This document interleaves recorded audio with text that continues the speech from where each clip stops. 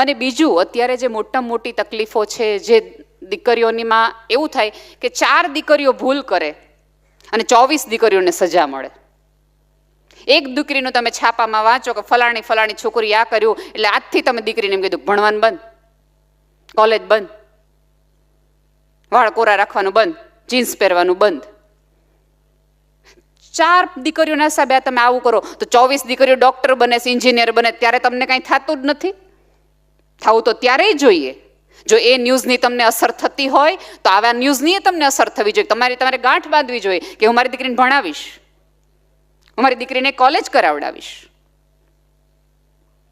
આપણે હંમેશા સુખી પરિવારો ગોતીએ, આ અલગ અલગ અલગ અલગ અલગ રીતે. ક્યારે પણ આપણે એવો પરિવાર નથી ગોતતા કે મારી દીકરીને મેં એટલી ભણાવી છે કે ઘર, એસી, ગાડીઓ એ પોતાના હિસાબે લઈ શકશે, તમારે માત્ર એને સન્માન ને સ્વતંત્રતા આપવાની છે. અને સ્વતંત્રતાની વ્યાખ્યા મેં મારી દીકરીને બહુ સારી રીતે સમજાવી છે અને મર્યાદામાં રહેતા અને રાખતા બંને રીતે આવડે છે. મા બાપ તરીકે મારે ને તમારે આટલું જ કરવાનું છે. આપણને ઘણી વખત એવું થાય કે આપણી દીકરીઓ આપણને કોઈ વાત નથી કરતી. શું કામ કરે આપણી દીકરી આપણને વાત? દીકરી એવું કે આજે હું સ્કૂલેથી આવતી હતી ત્યારે એક છોકરો પાછળ આવ્યો, તે જેવું કંઈક કર્યું હશે એટલે પાછળ આવ્યો હશે. કાં કોઈ છોકરીઓને પાછળ ન થતો, તારી જ પાછળ કેમ આવે છે? એટલે છોકરી ડરી જાય કે વધુ જો વાત કરીશ ને તો સ્કૂલે જવાનું બંધ થઈ જશે. આ બ્લેકમેલિંગના કિસ્સા થાય છે શું કામ? એક જ કારણે, એક જ વાતે કે તારા ઘરે અમે કહી દેશું. ઘરના વાળા કેમ એટલી શ્રદ્ધા દીકરીને નથી આપી શકતા કે ગમે એવું ખોટું, ગમે એવી ભૂલ થાય તો પહેલી વહેલી તું આવીને અમને કહેજે કે શું થયું, તો અમે તારી માટે લડી શકશું. મા બાપ તરીકે દીકરીમાં એવી શ્રદ્ધા રોપો કે આ જગતનો એક પણ રાક્ષસ તારી આજુબાજુ હોય ને તો ડર્યા વગર અમને પહેલા કહેજે. કરાટે શીખવાડો ને એના પહેલા કરે જેટલું શીખવાડો કે તમને કહી શકે,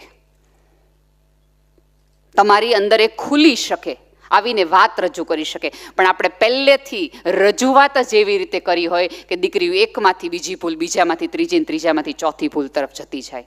કારણ કે આપણને ખબર છે, મમ્મીએ તરત કહી દીધું છે કે અમને જો ખબર પડી કાલ સવારે તે આવું કર્યું છે તો તારું ભણવાનું બંધ, તારા પગ ભાંગી નાખશું, આ કરી નાખશું, તે કરી નાખશું. અને જો સમયની ભૂલ તો દરેકે કરી હોય. આ પેઢીની તકલીફ એ છે કે બહાર આવે છે. એક વખત એક હથોડી અને લોખંડની હથોડી અને ચાવી બે પડ્યા હતા બાજુ બાજુમાં. એ બે વચ્ચે સંવાદ ચાલી રહ્યો હતો. હથોડી કે તને શું લાગે છે આપણા બેમાંથી કોનું મહત્વ આમ જાજુ લાગે તને? એ ઓલી ચાવી નાની હતી. એ કે સવાલ જ નથી, તમારું જોઈને, તમારું વજન જોવો, તમારું કદ જોવો, તમારું કામ જોવો, એક ધડાકે તમે બે ભાગ કરી નાખો, એટલું તમે બધું. અને અમે તો નાના એવા માણા રહ્યા કે અમારી શું ગજુ હોય. એ કે નાના પણ વાત તો થાય કે ભલે ગમે એટલું હોય પણ જરૂર તારી બહુ પડે છે. હથોડી એવું ચાવીને કીધું. એ કે તું જો ને, જ્યારે પણ કોઈ પણ તાળું તોડવાનું હોય ને તો કેટલાય ઘા મારીએ, કેટલાય ઘા મારીએ, કેટલાય ઘા મારીએ, પછી તૂટે. અને તું એક ડાબેથી જમણા કરો એટલે ખુલી જાય.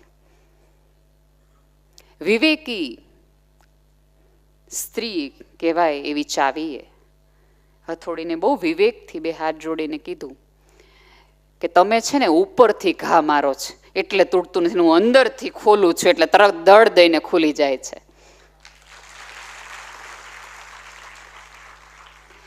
મા બાપ તરીકે આપણી દીકરીની અંદર જોઈને એના તાળા ખોલવાના છે. મેણાના ટોણાના ઘાવ મારી મારીને ખોલશો તો એ તૂટી જશે પણ ખુલશે નહીં. કેમ નાની ઉંમરી દીકરીઓ છે એને આત્મહત્યા કરવી પડે છે, અથવા તો આપણને દેખીતી રીતે લાગે કે આ પાત્ર ખોટું છે, ખરાબ છે, તોય એ પાત્રને ત્યાં એટલા માટે જવું પડે છે કારણ કે આપણે હથોડીના ઘાથીને ખોલવાનો પ્રયાસ કર્યો છે. ક્યારેક ચાવીની રીતે એની અંદર જઈને ખોલવાનો પ્રયાસ કર્યો હોત તો એ કહેત કે મમ્મી નથી ગમે એવું આ, પણ આમાંથી નીકળવાનો મને રસ્તો બતાવો. તમારા સંતાનોને એટલી શ્રદ્ધા આપો. અત્યારે અહીંથી વરસાદ પડે અને તમારા બધાના કપડાં મેલા થાય તો તમે કોકના ઘરે જાઓ કે પોતાના ઘરે જાઓ? પોતાના ઘરે જઈએ ને આપણે, પાડોશીને એમ કહીએ કે વરસાદ આવ્યો છે ને મારા સફેદ કપડાં થોડાક મેલા થઈ ગયા, મારા ઘરે કેમ જાઉં, એટલે મને તમારા ઘરે આવવા દો ને, ન કહીએ. એવી જ રીતે સંતાનોને સમજાવો કે જગતના ગમે એવા દાગ થાય, ગમે એવા કપડાં મેલા થાય, ગમે એવા ચારિત્રના દાગ થાય, ગામ પાસેની ઘરે આવજે, આ ઘરના એક જ દરવાજા છે જે અંદર ખુલે તારી માટે. એવી શ્રદ્ધા દીકરીઓને આપો તો દીકરીઓને પણ ભણવું જ છે, એને આગળ વધવું છે. અને તમામ દીકરીઓને વિનંતી છે કે તમારા ઉપર કવિતા લખે એવા પુરુષ સાથે નહીં, એવા છોકરા સાથે નહીં, પણ તમને કવિતા જેવું જીવવા દે ને એવાની પસંદગી કરજો. કવિતાઓ તો ગુલજારની ગમે એમ ફોરવર્ડ લખી નખાય, નીચેથી નામ કાઢી નખાય. કવિતા દેવું જીવવા માટે બહુ બધું થાય. અને એવો પ્રેમ ક્યારેય ન કરવો, એવો પ્રેમ ક્યારેય ન કરવો કે તમારી શ્રદ્ધાના 1000 ટુકડાઓ થાય.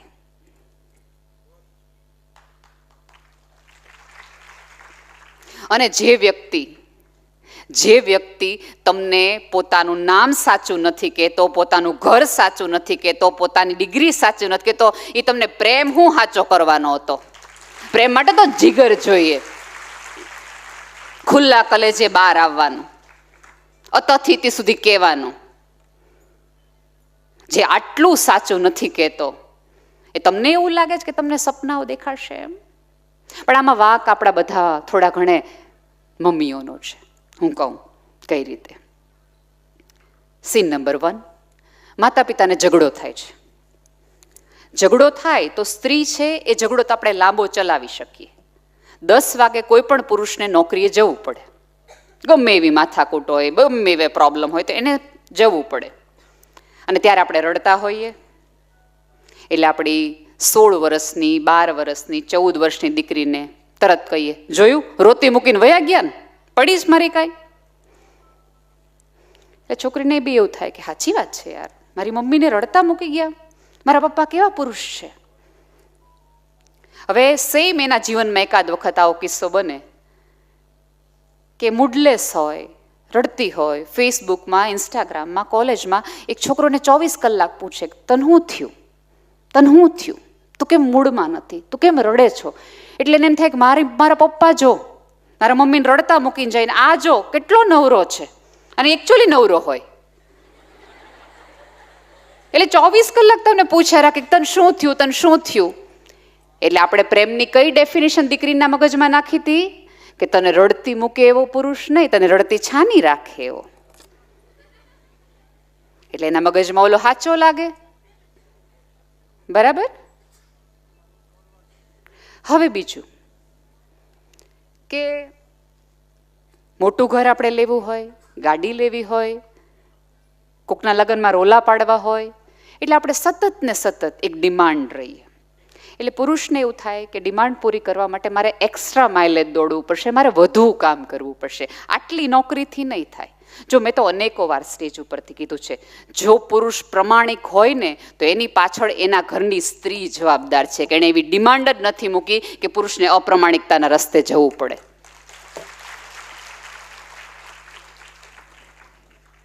એટલે પુરુષ છે એક્સ્ટ્રા કામ કરે, અહીંયા જઈને ઓલું કરે ને આ કરે, નોકરી સિવાય.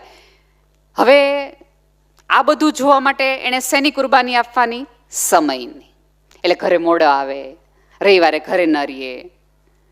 પછી ત્યારે આપણે શું કહીએ? 365 દિવસમાં એકવાર તાર પપ્પા ઘરે ન હોય હો, તું આટલી બીમાર હતી ને તો મારે તને લઈ જવી પડે, કોઈ પણ પ્રસંગમાં હારે ન આવે તાર પપ્પા. હવે આપણે એ ન કીધું હોય કે આપણે ઓલું 3 બેડરૂમ હોલનો રસોડાનો ફ્લેટ જોઈએ એવા ચી લેવું છે એટલે પપ્પા હાજર નથી રહેતા. એટલે એના પ્રેમના ડેફિનેશનમાં એક વાક્ય પાછું આવે કે સમય આપે એ પ્રેમ સાચો. અને ઓલા 24 કલાક નવરા હોય, 24 કલાકના સમય આપે. એટલે એને એમ થાય કે જોયું મારા પપ્પાએ કોઈ દિવસ મારા મમ્મીને સમય નથી આપ્યો, આ જો હજી મને આટલો મળ્યો નથી ને હજી તો મારા લગ્ન નથી થયા તો મને કેટલો સમય આપે છે, ચાલો લગ્ન કરી લ્યો. ક્યાંય મમ્મીઓ એવું સમજાવતી નથી. રડ્યા પછી, ઝઘડાઓ શાંત થયા પછી આ સમાજની મોટામાં મોટી તકલીફ એ છે કે ઝઘડાઓ છે એ હોલમાં થાય છે ને પ્રેમ બેડરૂમમાં થાય છે. એટલે મમ્મી છોકરાઓને સતત એવું લાગે છે કે મારા મમ્મી પપ્પા ઝઘડવા હાટું જ બોલે છે. એની પાસે સાચા સંબંધોનો, સાચા પ્રેમના ઉદાહરણો જ નથી, એટલે હંમેશા એ ખોટા રસ્તે જાય છે.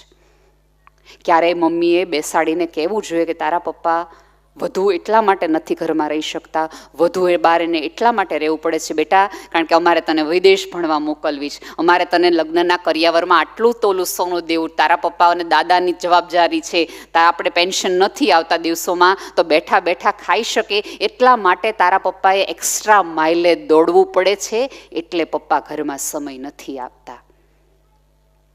પેરેલલ વાત કરવાનું રાખો. આપણે પતિ સાથે થયેલા ઝઘડા છે એ કહીએ દીકરીને, પણ પતિએ આપણને મનાવવા માટે એમ કીધું કે ઓલો સેલ આવ્યો તાર સાડી લેવી હોય તું લઈ આવજે, એ આપણે ન કહીએ, સારી વાત ન કહીએ પપ્પાની કે પુરુષની. એટલે છોકરીના મગજમાં પુરુષની વ્યાખ્યા જ ખોટી બંધાય. અને એક વસ્તુ આપજો કે લાલચથી જ છેતરામણી શક્ય છે આ જગતમાં. તમે લાલચમાં જાઓ, એ સમયની હોય, પ્રેમની હોય કે મોબાઈલના રિચાર્જની હોય. અને અહીંયા બેઠેલી તમામ દીકરીઓને એક વિનંતી છે. એક પિતા હતા મરણ પથારીએ, એકની એક દીકરી હતી, કોના આધારે મૂકીને જવી એવી સતત બાપને ચિંતા. પથારી વર્ષ બાપે સતત એવી ચિંતા કર્યા રાખે કે યાર છેલ્લા દિવસો છે, જગત ખરાબ છે, તો મારી દીકરીને હું કોના આધારે મૂકીને જાઉં. બેટા બહુ જ શાંતિથી સાંભળજો આ વાત. એટલે એના પપ્પાને એમ થાય કે એકાદ એવું જ્ઞાન, એવી શીખ આપીને જાઓ કે મારી દીકરી મારા પછી પણ આ સમાજમાં સર્વાઈવ કરી શકે. એના પપ્પા કરચલીવાળા હાથે પોતાની દીકરીને ઘડિયાળ આપે છે કે આ ઘડિયાળ જાને આપણા બાજુમાં ઓલા કરિયાણાવાળા ભાઈ છે ને, એને જઈને પૂછને કે આ ઘડિયાળ વેચીએ તો કેટલા રૂપિયા આવે. તો ઓલે કરિયાણાવાળા પાસે જાય છે, પિતાએ કીધું એટલે દીકરી તરત જાય અને પૂછે કે આના કેટલા આવે. એટલે ઓલો કરિયાણાવાળો હોય છે, એની બુદ્ધિમત્તી પ્રમાણે એ ઘડિયાળને ઊંચી નીચે આમથી આમ કરીને એમ કહે છે 200 રૂપિયા દઈ કે જાય છે પાછો. અને પપ્પાને એમ કહે છે કરિયાણાવાળા ભાઈએ આ ઘડિયાળના 200 રૂપિયા કીધા છે. પછી પપ્પા કે એમ કામ કર, આ તો બહુ ઓછા કહેવાય, તું ઓલા કોફીવાળાને ત્યાં જા, એ આના કેટલા કહે છે. દીકરી તરત એ કોફીવાળાને ત્યાં જાય છે કે આ ઘડિયાળના કેટલા આવે. ઓલો થોડોક આમથી આમ જોવે છે, એમ કે 501 રૂપિયા જેવું અમે આપીએ, આનાથી વધુ ન મળે આ ઘડિયાળનું. પાછી આવે છે, એ કે પપ્પા 500 રૂપિયા કીધા છે આ ઘડિયાળના. પછી એમ કે છે કે ઓલો એક કામ કર ને, ઓલો ભંગારી છે ને એને ન્યા જા, કદાચ એને ખબર પડે કે આ ઘડિયાળ કેટલી મહત્વની છે. એ છોકરી ભંગારીને ત્યાં જાય છે. અને આ વખતે છોકરી થોડી કંટાળી ગઈ હોય કે વારા ઘડીએ વેચવી નથી ઘડિયાળને, હું ભાવ જ પૂછાવ્યા રાખે છે પપ્પા. એ ભંગારી એમ કહે છે કે અમે લગભગ 801 રૂપિયા આપ્યા, હાલ ચાલુ નથી ને હાવ જૂનું છે, પણ તોય 800 રૂપિયા આમ જેવું અમે તમે આપીએ આ ઘડિયાળનું.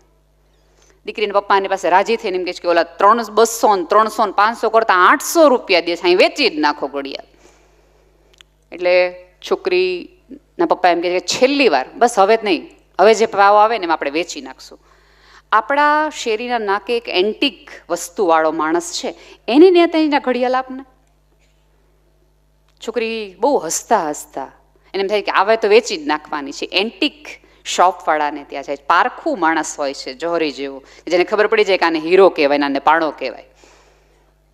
એ તરત ઘડિયાળ હાથમાં લઈ, હજી તો આમથી આમ કાંઈ જોતોય નથી, એ ઘડિયાળ જોઈને એવું કહે છે કે અમે આને 1 લાખ રૂપિયા આપીએ, કારણ કે આ બહુ જ જૂની એન્ટિક ઘડિયાળ છે, હવે તો મળતી પણ નથી, એવી રેર ઘડિયાળ છે, આને 1 લાખ રૂપિયામાં આપીએ. દીકરી બહુ હસતી હસતી પપ્પા પાસે જાય કે 200, 300, 500, 800 કરતા લાખ રૂપિયા ઘડિયાળ ના છે, હવે વેચી નાખો. ત્યારે એ મરણ પથારી રહેલો બાપ પોતાની દીકરીના હાથમાં એ ઘડિયાળ મૂકીને એવું કહે છે કે બેટા તારી જાત એવા વ્યક્તિને સોંપજે કે જે તારી સાચી કિંમત કરી શકે, જેને ખબર હોય કે આ લાખ રૂપિયાની વસ્તુ છે, 300ની નહીં, 200ની નહીં, 800ની નહીં. અહીંયા બેઠેલી તમામ દીકરીઓને વિનંતી છે કે જાત એવા વ્યક્તિને સોંપવી કે જેને તમારું મૂલ્ય ખબર હોય. અને તમારા માતા પિતાને તમારું મૂલ્ય ખબર છે ને, એટલે પાત્ર નક્કી કરે છે કે આ લાખની કિંમત સમજી શકે એવું વ્યક્તિ છે. તમારી આઈલાઇનરો બગાડે ને એવા પુરુષ સાથે ન જવાય, એવા વ્યક્તિ સાથે સંબંધ ન જોડાય. આખું દિવ્યેશભાઈની આખી વિચારધારા એ જ છે કે તમારામાં રહેલું શક્તિપણું તમે ઉજાગર કરી શકો ને આવતા દિવસોમાં તમે એક પણ રીતે દુઃખી ન થાવ, એની તમને કેળવણી આપી છે, એવા વિચાર આપવા છે. અને સંસ્કાર છે એ કંઈ બેટા બહુ એવું મોટું ટોપલું નથી. તમને મને અંકિતાબેનને સાંભળીને તમને એવું થાય કે આ બે સ્ત્રીઓ તો એવું નક્કી કરે છે કે અમારે જીવવાનું જ નથી, અમારે આ જ બધું કર્યા રાખવાનું, સહન જ કર્યા રાખવાનું. નહીં, તમે ખુલીને જીવી શકો, તમારા સ્વપ્નમાં તમે ઇન્વેસ્ટ કરી શકો. એટલા માટે કહીએ છીએ કે જગત તો આવું કાળું જ છે, અહીંયા આટલી જ ખરાબી છે, એની વચ્ચેથી તારે કેમ પસાર થઈ જવું એટલું જ અમારે શીખવાનું. અને સિઝન છે કાદવમાં કમળ ખીલવાની, તમારોય ખીલી જશે. હે, સાદી ઘટના છે. અત્યારે તમે કોઈ પાસે પાણીની બોટલ, ઓકે આ પાણીની બોટલ નાની છે, આ પાણીની બોટલ તમે શોપવાળા પાસેથી લ્યો ને તો એને 10 રૂપિયા લે. ઝવેરચંદ મેઘાણી ઓડિટોરિયમમાં એ પાણીની બોટલની કિંમત 20 રૂપિયા હોય. મલ્ટીપ્લેક્સમાં જાઓ તો એ પાણીની બોટલની કિંમત 50 રૂપિયા હોય. 5 સ્ટાર હોટલમાં જાઓ તો એ કિંમત 100 રૂપિયાની હોય. એરપોર્ટ ઉપર જાઓ તો એ જ પાણી, એ જ બોટલ, એ જ કંપની 150 રૂપિયા લે અને આપણે દેવા પડે. એનો અર્થ એ છે કે તમે ક્યાં ને કોની સાથે છો ને એના આધારે તમારું મૂલ્ય વધશે. કોની બાજુમાં ઊભા રહ્યા છો ને, કઈ જગ્યાએ ઊભા રહ્યા છો ને એના આધારે તમારું મૂલ્ય તમે વધારી શકો. બાકી પાણીએ ઈ, બોટલે ઈ ને કંપની ઈ, ભાવ કેમ વધી જાય છે? અને દઈએ જ ને, કારણ કે આપણને ખબર છે કે આ જગ્યા છે ને જેવી તેવી નથી, જેની બાજુમાં બોટલ ઊભી છે ને એ જેવી તેવી નથી, બાકી પાણી જ છે. એમ તમે એવી જગ્યાએ જઈને ઊભા રહ્યો કે તમારું મૂલ્ય વધતા જાય. તમે ધોળા હો કે કાળા, લાંબા હો કે ટૂંકા, દેખાવડા હો કે ન દેખાવડા.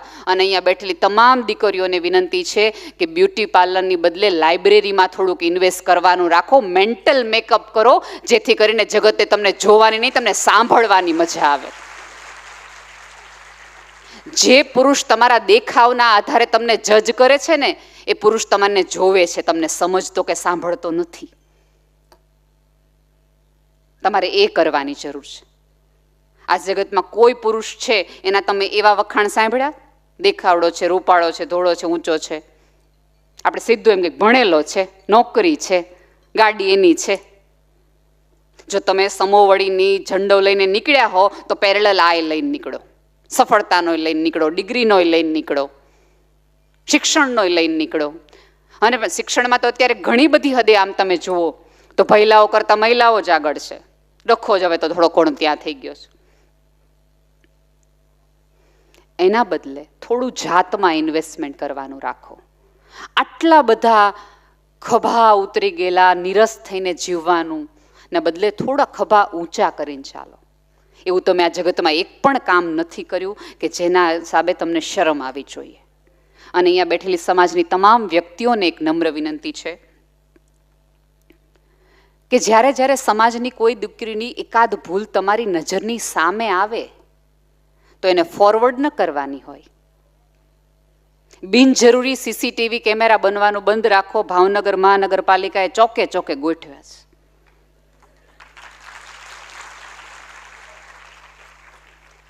અને તમારા બાર નથી પડ્યા એટલું જ. ફોરવર્ડ કરવાના બદલે જે ઘરમાં આવી સ્થિતિ બની હોય ને ત્યાં મોટો ભાઈ કે મોટી બેન થઈને ઊભા રહ્યો કે તમારી આ મુશ્કેલીમાં અમે તમારી સાથે છીએ. આમાં કોઈ આખા પરિવારે આત્મહત્યા ન કરવાની હોય, આ તો સામેવાળાએ આત્મહત્યા કરવાની. કોકનો વિશ્વાસનો ભંગ સામેવાળાએ કર્યો છે એ તો બેટા શ્રદ્ધા મૂકી, તું માણસ તરીકે જીવી છો. પણ આપણે બધા એવા પરિવારની બાજુમાં જવાના બદલે 4 જણને ફોન કરીએ અને બેનો ખાસ શું નવીનમાં, એટલે એમ કે કાંઈ નહીં, લે તે તમને કંઈ ખબર જ નથી લાગતી, ફલાણા ભાઈના ઘરે ન થયું. સાચું કહો, હસવાની નહીં, આવું જો આપણે કરતા હોય તો દુઃખની વસ્તુ છે. ઈશ્વર સૌનું ઢાંકીને બેઠો છે ને એની કરુણા છે. આપણું છે કે એના ઉપર ધૂળ નાખવાની હોય અને વૃક્ષ વાવી દેવાનું હોય.